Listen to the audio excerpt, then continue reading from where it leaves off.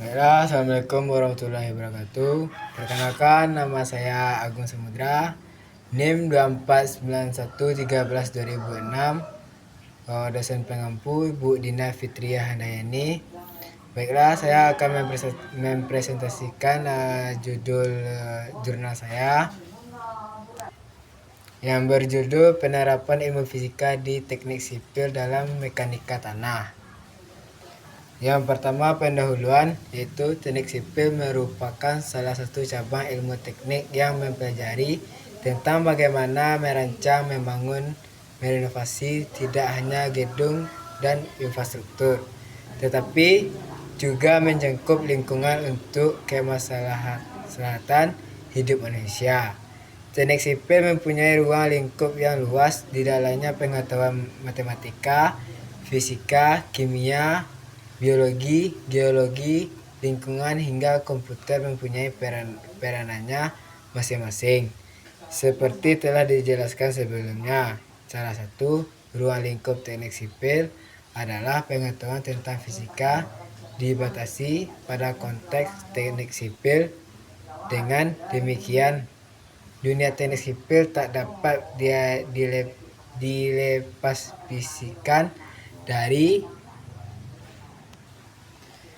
Oleh karena itu, studi mekanika tanah sangat penting bagi insinyur sipil karena berdasarkan temuan studi mekanika tanah, struktur rekayasa dapat dirancang-rancang bangunan jenis konstruksi, jenis peralatan yang akan digunakan, jenis fondasi, bahan pendukung, dan banyak aspek pekerjaan konstruksi lainnya sangat dipengaruhi oleh hasil dari studi mekanika tanah.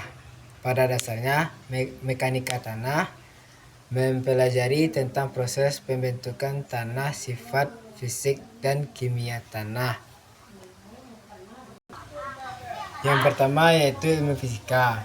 Fisika adalah cabang ilmu pengetahuan alam yang mempelajari gejala alam yang tidak hidup atau materi dalam lingkungan hidup dan waktu, serta semua interaksi yang menyertainya. Fisika sering disebut sebagai ilmu paling mendasar karena setiap ilmu alam lainnya, yaitu biologi, kimia, geologi, dan lain-lainnya mempelajari jenis sistem materi tertentu yang mematuhi hukum fisika.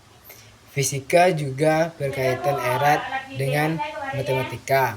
Teori fisika banyak dinyatakan dalam notasi matematis. Tujuan dari mempelajari tersebut untuk memperoleh produk fisika yang bersifat khas dan dapat menjelaskan gejala alam tersebut. Produk fisika terdiri dari konsep, hukum, dan teori. Beberapa sifat yang dipelajari dalam fisika merupakan sifat yang ada dalam semua sistem materi yang ada, seperti hukum kekalahan energi. Sifat semacam ini sering disebut sebagai hukum fisika. Ilmu sipil memiliki beberapa cabang, antara lain yaitu 1. Struktural, cabang yang mempelajari masalah struktural dari materi yang digunakan untuk pembangunan. Sebuah bentuk bangunan mungkin dibuat dari beberapa pilihan jenis material seperti baja, beton, kayu, kaca, atau bahan lainnya. Setiap bahan tersebut mempunyai karakteristik masing-masing.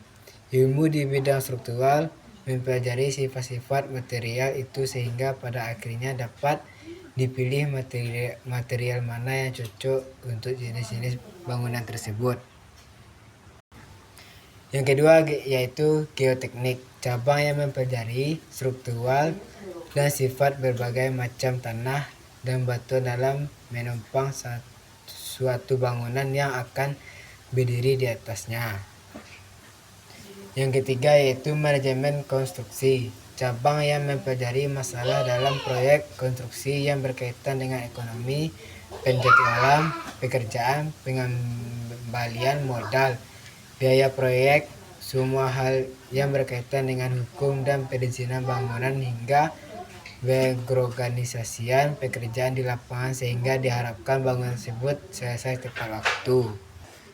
Yang keempat yaitu hidrologi, cabang yang mempelajari air, distribusi, pengendalian, dan permasalahannya. Mencakup bidang ini antara lain cabang ilmu hidrologi. Selanjutnya, fungsi mekanika tanah. Di kalangan insinyur sipil, material kerak bumi dibedakan atas dua jenis, yaitu tanah dan batuan. Tanah adalah kumpulan butiran mineral alami, agregat yang bisa dipisahkan oleh suatu cara mekanis bila agregat tersebut diaduk di dalam air.